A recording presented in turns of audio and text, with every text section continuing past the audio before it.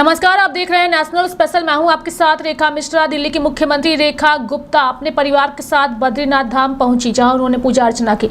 बता दें कि उत्तराखंड पहुंची उन्होंने बद्रीनाथ में पूजा अर्चना की। उत्तराखंड में जो है उनके पूजा पाठ को लेकर के विशेष तैयारियां भी की गई थी। दिल्ली के मुख्यमंत्री रेखा गुप्ता ने इस दौरान जो है काफ़ी प्रसन्नता भी जाहिर की और कहा कि मैं अपने परिवार के साथ बाबा केदारनाथ और बद्रीनाथ जो है वहां पहुंची, जहां मैंने विधि विधान के साथ पूजा अर्चना की है और ये सौभाग्य मुझे बाबा के आशीर्वाद से मिला है। आज बहुत ही प्रसन्नता का अनुभव हो रहा है कि बाबा के चरणों में मैं अपना माथा टेक सकी। बाबा केदारनाथ की कृपा हुई, परिवार समेत मैं यहाँ दर्शन करने आई हूँ और मैंने बाबा के चरणों में एक ही अपनी मंशा जाहिर की है कि प्रभु इतना आशीर्वाद दो हम भारतवासियों को कि विकसित भारत, विकसित दिल्ली के इस लक्ष्य को हम सब मिलकर के पूरा कर सकें।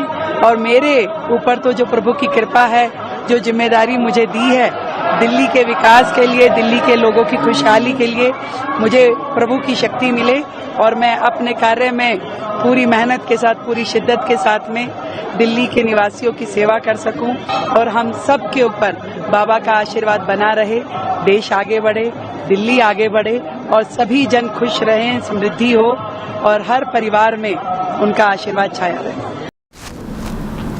बढ़ेंगे आगे और बात करेंगे विश्व शतरंज चैंपियन डी गुकेश की, जिन्होंने नॉर्वे शतरंज 2025 के 6वें राउंड में विश्व नंबर 1 मैग्नस कार्लसन को हराया है, जिसके बाद से उनके दादा ने खुशी जाहिर की है। उनके दादा ने जो है वो मीडिया से बात करते हुए कहा कि हमें अपने बच्चे पर गर्व है।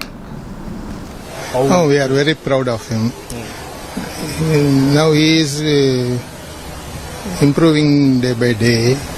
His aim is to become number 1. How will be in his house?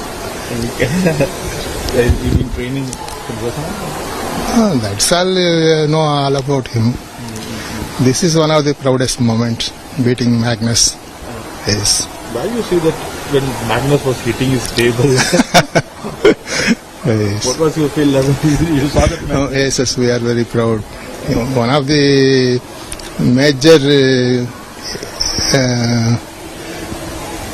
he is not being achieved so far. Now he has beaten Magnus also. So there is no pressure on him. And particularly, how you felt that when Magnus he lost the match and he lost the control? And That's natural. Yes. And how is Gugesh? How is that? He will be relaxed only. He will be practicing and he will be relaxed only. You had a call with him after the match? No. We don't disturb him during the tournament. रुक करेंगे अगली खबर की ओर और बात करेंगे तेलंगाना राज्य स्थापना दिवस। स्वतंत्रता भारतीय इतिहास में सबसे बड़े आंदोलन में से एक है, जिसे सफलतापूर्वक पूरा किया गया है। ये बातें कही है बीआरएस एमएलसी के कविता ने और उन्होंने जो है तेलंगाना के वर्तमान मुख्यमंत्री पर हमला बोला है। कई आरोप भी उन पर लगाए हैं और कहा है कि वह जय तेलंगाना नहीं कहते, बल्कि वह हर वक्त जय कांग्रेस, जय सोनिया कहते हैं। Telangana State Formation Day. This is one of the major movements in the independent Indian history, which has very successfully been met, and we got our state, and the development of the state also has stood par excellence in the nation. Telangana managed to, under the leadership of KCR Garu, managed to be number 1 in a lot of indices in the past 10 and a half years. Now we have a chief minister, unfortunately, who was not part of the Telangana movement. He does not respect the martyrs of Telangana. The kids who died for the formation of the state are not respected today in this state, which is unfortunate. And our chief minister today does not even say Jai Telangana at any point of time. He only says Jai Congress, Jai Soniamma, which is really unfortunate. We will, from Telangana Jagruti, because we fought to restore the culture of the state, we fought for the formation of the state, we are going to fight and make sure our martyrs get the respect they deserve. Thank you. Jai Telangana. वहीं कांग्रेस के राष्ट्रीय अध्यक्ष मल्लिकार्जुन खड़गे ने जो है operation सिंदूर को लेकर के और पाकिस्तान के साथ भारत के बीच तनाव को लेकर के लगातार उनके कुछ बयान ऐसे सामने आ रहे हैं जिसको लेकर अक्सर ही वह विवादों में घिरे हुए हैं। ऐसे में केंद्रीय मंत्री शिवराज सिंह चौहान ने मल्लिकार्जुन खड़गे पर हमला बोला है और उन्होंने कहा है कि वह भाजपा का विरोध करते करते अब देश का भी विरोध करने लगे हैं। ये तो दुश्मन की भाषा बोल रहे हैं। दुर्भाग्य है, देश जब किसी चुनौती का सामना करता है तो कोई पार्टी नहीं होती, फिर केवल राष्ट्र होता है। पहले राष्ट्र, बाद में हम। लेकिन ये तो पाकिस्तान की भाषा बोल रहे हैं।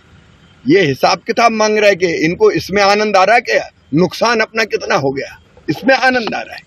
अब जिनको इसमें आनंद आए, मोदी विरोध में इतने पागल हो गए हैं ये कि मोदी जी का विरोध करते करते ये देश का ही विरोध करने लगे। ऐसी बातें जो पाकिस्तान कहता वो ये कह रहे हैं, ये इनको शोभा नहीं देता, ये देशभक्ति नहीं है और ऐसे लोगों को जनता कभी माफ नहीं करेगी।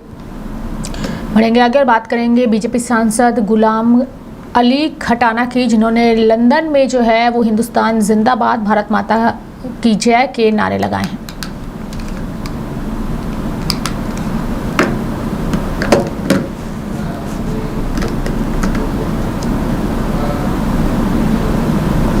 बढ़ेंगे आगे और बात करेंगे भाजपा सांसद एसएस अहलूवालिया की, जिन्होंने पाकिस्तान पर हमला बोला है और कहा है कि पाकिस्तान सोचता है कि इस्लामिक दुनिया उनके साथ खड़ी होगी। हमने यूएई से कहा है कि पाकिस्तान जो है वो आतंकवाद फैलाने के लिए कुरान और धर्म का इस्तेमाल करता है। सारी दुनिया को इकट्ठा होना पड़ेगा। तो हम जहां जहां गए, जहां पर मैंने देखा कि वहां पर अब उनका दिमाग रहता है क्या कि हमारे जो इस्लामिक वर्ल्ड है हमारे साथ खड़ा रहेगा। हमने यूएई वालों को रिक्वेस्ट की कि उसका ऐसा मानना है और वो कुरान शरीफ और धर्म का नाम लेकर ये प्रचार प्रसार करता है और आतंकवाद करता है, तो इसका कोई उपाय करिए। उन्होंने स्वीकारा कि हमारे धर्म को इन्होंने हाईजैक कर लिया। मैंने कहा आपका सबसे ऊंचा स्थान है मक्का मदीना, आप जाइए वहां के लोगों के पास में, उन सबसे बड़े बड़े जो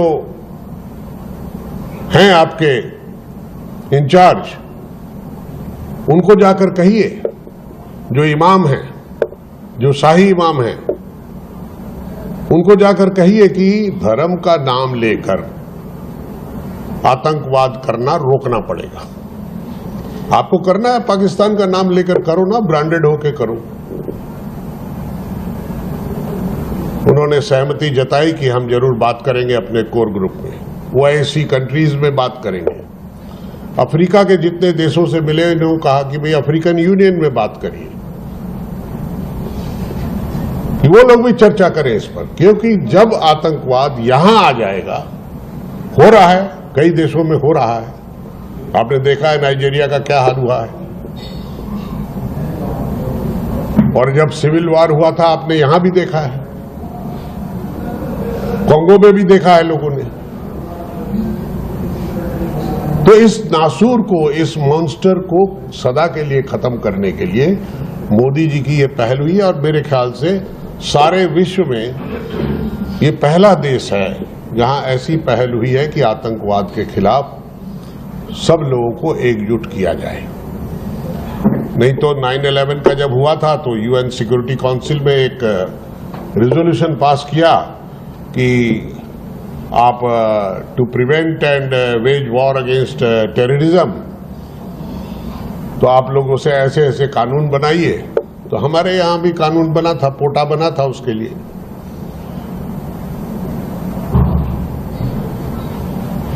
हमें इस चीजों को सोचना है और उसी सोच के साथ हम आए हैं। आप वहीं बीजेपी सांसद सास्मित पात्रा ने भी 22 अप्रैल के पहलगाम आतंकी हमले का जिक्र करते हुए कहा कि उस बर्बर आतंकी हमले में आतंकवादियों ने लोगों को धर्म पूछकर उनकी जान जो है वो ले ली है, और उसके बाद जब पाकिस्तान से उन आतंकियों की कोई खबर नहीं दी तो भारत ने 6 और 7 मई के बीच की रात को पाकिस्तान में 9 आतंकी ठिकानों को ढेर कर दिया। Today, before the Indian diaspora in Liberia, as part of the all-party delegation, to express the reasons as to why we are here today in Monrovia in Liberia. On April 22nd, 2025, the barbaric and gruesome terrorist attack that took place in Pahalgam showed the brutal face of terrorism, not for the first time to India, but it did show that when people were asked their religion and shot, that this terrorism has not only deepened, it has become more barbaric and more dangerous. And India, after waiting for about a fortnight and hoping that Pakistan, which has its hand in this terror attack and so many others in the past, would come clean and hand over those terrorists, or at least be very clear about who they are. But even after waiting for a fortnight, when Pakistan didn't come clean, India also got information that there were terrorists again getting ready for further attacks through various terror camps in POK, Pakistan Occupied Kashmir, and in Pakistan. Then in the intervening night between the 6th and the 7th of May, India, in a very precise, in a very methodical, calibrated and measured, neutralized 9 terror camps in Pakistan Occupied Kashmir and Pakistan. Each of these terror camps were harboring terrorists, and places like Bahawalpur, Muridke, Muzaffarabad are terror camps which houses terrorist organizations which have been named by the UNSC as terror groups. Thereafter, India expected that Pakistan would stand down because we had only targeted terrorists and not any Pakistani civilian or any of their armed forces or their bases. But when Pakistan joined issue with the terrorists and responded on behalf of the terrorists after this attack by bombing our armed forces, our armed bases and the artillery shelling, then India also responded in stronger measure. And finally the DGMO of Pakistan called up and requested for a ceasefire to India, which we did.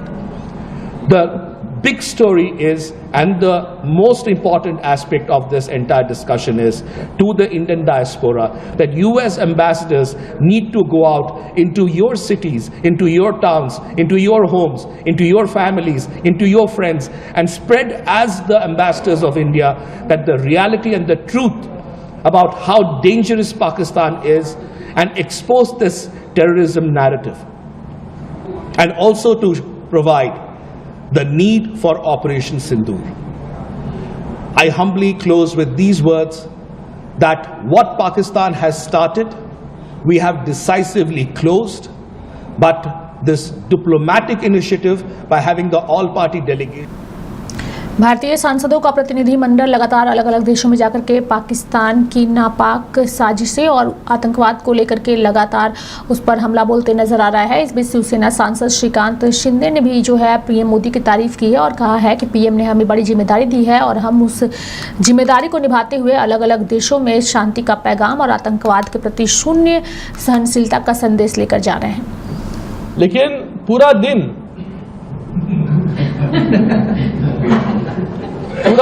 सफर करके हम इस पड़ोसी देश में, क्योंकि flight की connectivity नहीं है, लेकिन ऐसी परिस्थिति में जहां जहां हम जा सकते हैं, हमें जो जिम्मेदारी दी है उस जिम्मेदारी पूरा करने का काम हम सभी लोग यहां पर करें। और हमारे लिए ये बहुत अभिमानास्पद है, एक बहुत बड़ी बात है, एक बहुत बड़ी जिम्मेदारी हमारे प्रधानमंत्री नरेंद्र मोदी जी ने हम पर दिया, हमें लगता है। तो वो जिम्मेदारी को निभाते हुए हम अलग अलग देशों में ये शांति का पैगाम लेकर जा रहे हैं, जीरो टॉलरेंस अगेंस्ट टेररिज्म का संदेश लेकर जा रहे हैं। और इस काम में आप सभी लोग हमारा साथ दें, इतना ही हम चाहते हैं। आप सभी लोग टेररिज्म के खिलाफ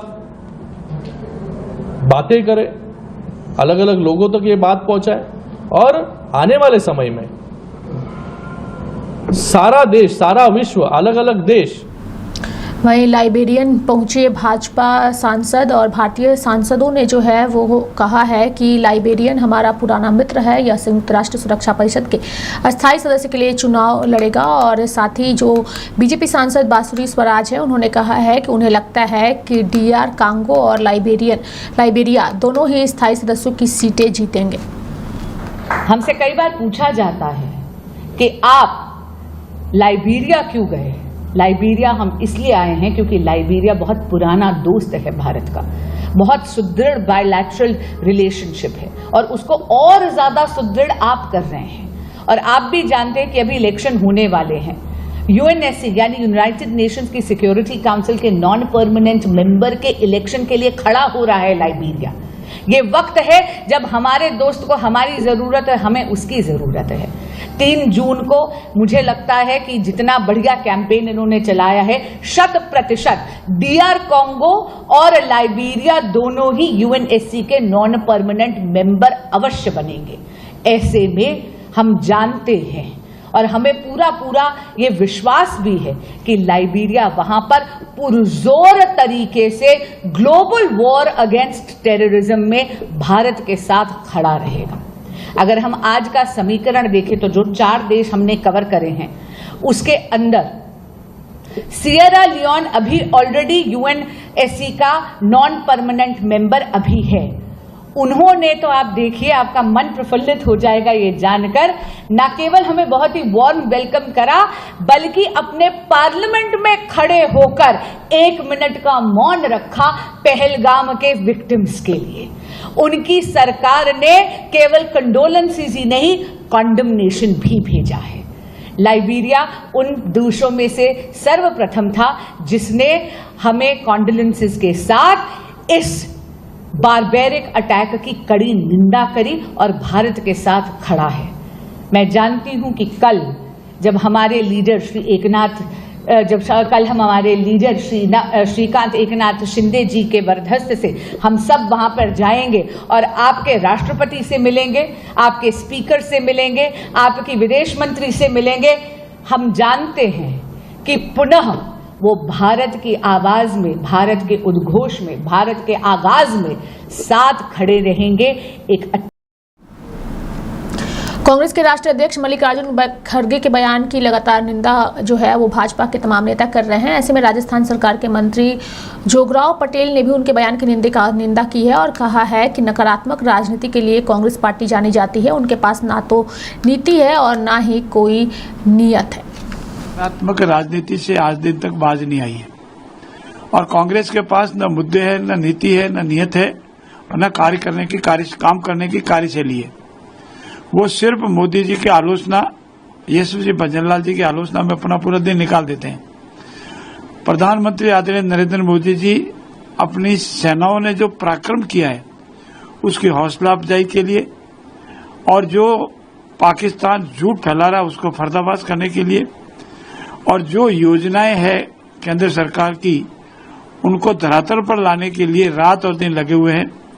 बीकानेर में आए तो बहुत बड़ी सौगात राजस्थान को दी। रेलवे के इतने बड़े कार्यक्रम हुए और रेलवे स्टेशनों का पुनरुद्धार हुआ, उसका कार्यक्रम किया। और जहां जहां भी मोदी जी जाते हैं वो विकास कार्यों को समर्पित उनका कार्यक्रम होता है और हमारी सेनाओं ने जो पराक्रम किया है उसको समर्पित कार्यक्रम होता है, उनको हौसला अफजाई के लिए होता है। और साथ ही साथ हमारी बहनों का जो सिंदूर छीना उसकी ललकार मोदी जी के भाषणों में, मोदी जी के व्यवहार में दिखती है।